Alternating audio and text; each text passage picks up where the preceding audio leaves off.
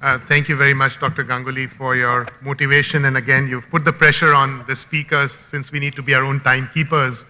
I know I have a distinguished panel and everyone's really eager to listen to them, so I'll try and be as quick as I can. First of all, I'd like to thank Mr. Purkestha for taking the opportunity to invite me yet once again. I was telling him before the start of this conference that this is homecoming for me. So when I come to INFOCOM, it is not about going and attending a specific corporate event, but really being with family. And I think that the topic that we have at hand is certainly a topic worth delving on. And I agree with Dr. Ganguly. Everyone talks of entrepreneurship and innovation, but what is it that we are really attempting to do?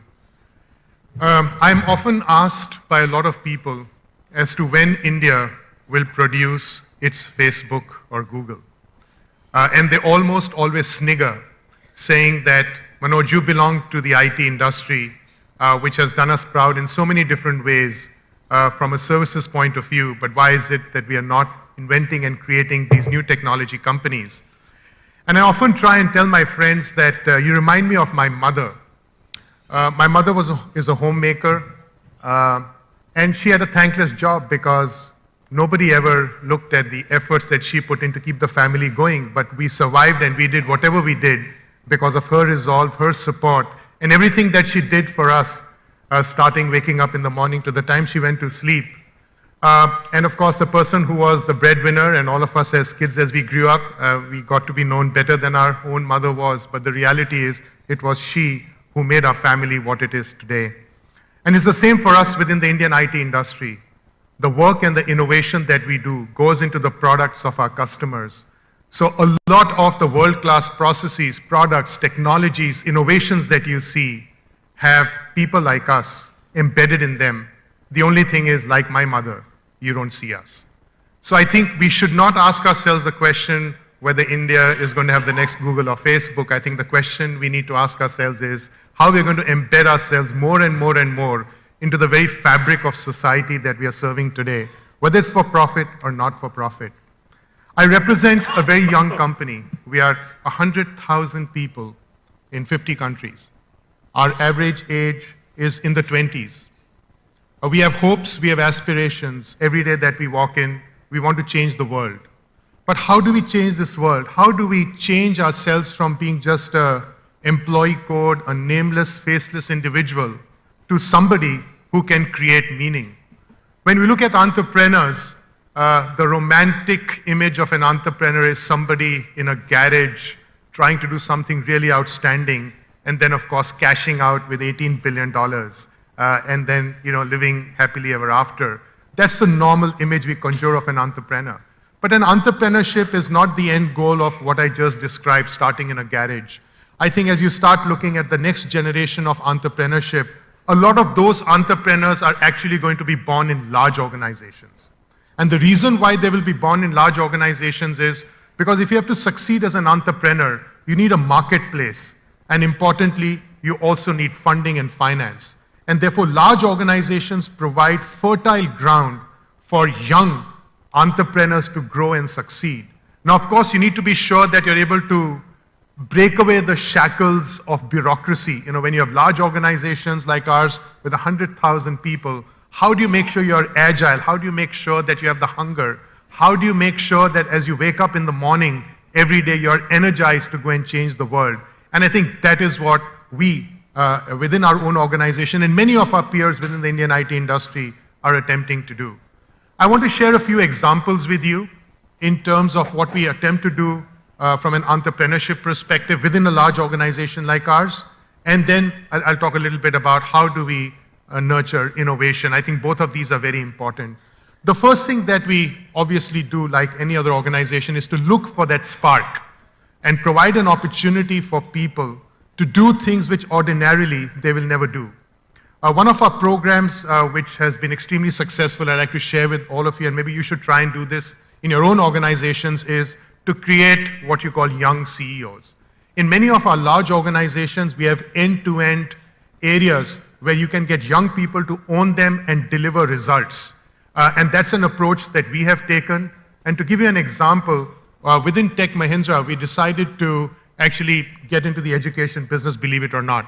We said that we need to make sure that we can actually create innovation starting at the grassroots level. So one good way would be to go and create an educational institution which is of a high level of order of excellence. And the important thing is to create that institution within our own campus so that we have our own engineers, our customers' engineers, and academicians all under one single roof or one single campus. We had this vision of getting into education with the idea of making sure that we can drive innovation going forward in the future and work that value chain. We gave this task to what we call a young CEO, a kid, if you will, from my perspective, in his early to mid-20s, and said, you go figure out how you have to create a global world-class educational institution in India in our campus. And I'm very proud that this year we started the first session. We tied up with École Centrale of France. We got all the approvals that we needed to, and we've created a world-class institution within our campus. End to end, the entire process, right up to selecting the director of this institution, was all done by this young kid. And we call him a young CEO. And it is possible that if you give an opportunity to young people, they can do different things. We have done that in the technology area with platforms, going in front of customers, globally, going and positioning solutions and services and so on. In fact, I often joke with a lot of my friends that I report to a CEO and a lot of CEOs work for me. I'm somewhere stuck in the middle. Maybe the guys at the top and the bottom are just waiting to find a way of shoving me by the wayside.